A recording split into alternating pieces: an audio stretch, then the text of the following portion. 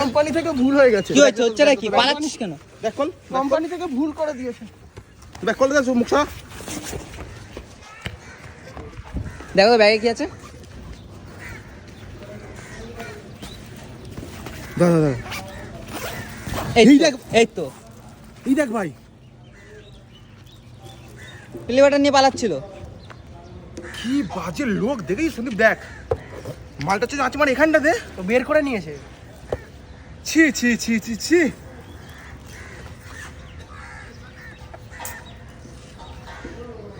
তো গাইস আমার কিছু বলার নেই, মানে এরকম হয় আজকাল মানে ডেলিভারি বয়গুলো।